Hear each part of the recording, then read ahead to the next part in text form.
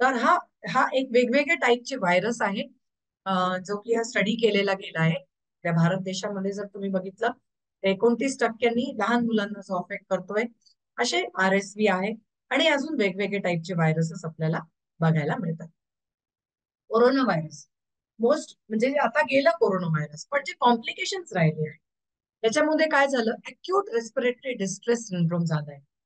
Acute respiratory distress syndrome, कारण त्याच्यामुळे काय होत झालंय, कोरोना व्हायरस नंतर, कोरोना व्हायरस गेल्यानंतर ज्यांना कोरोना व्हायरस इन्फेक्ट केलं आणि इन्फेक्शन जे आहे त्याच्यामुळे खूप जास्त डिस्ट्रेस झाला याच्यामुळे, तर ड्राय कफ होतो.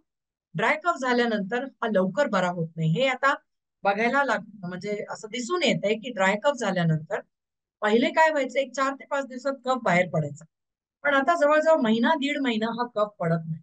तर याला आपण म्हणतो डिस्ट्रेस सिंड्रोम. मग हेवी ब्रिदिंग व्हायला लागते आणि डिफिकल्टी, ब्रिदिंग व्हायला डिफिकल्टी होते, आणि जी ती रेट आहे हा कमी कमी होत चाललाय, जो श्वसन तंतूचा रेट आहे किंवा स्पीड जी आहे ती वाढते आहे. तर हे सगळे जे कारण आहे त्याच्यामुळे हे कोरोना व्हायरसचे कॉम्प्लिकेशन्स आहे, जे मला असं वाटतं हे सगळ्यांना आता हे लक्षात आलं असेल की कफ, कारण प्रत्येकालाच होतो कधी ना कधी, तर कफ जो आधी 4-5 दिवसात बरा व्हायचा, त्याला बरं व्हायला आजकाल वेळ लागतो. तर हे सगळे आपल्याला कॉम्प्लिकेशन दिसायला मिळतात वेदर चेंजेस झाल्यामुळे,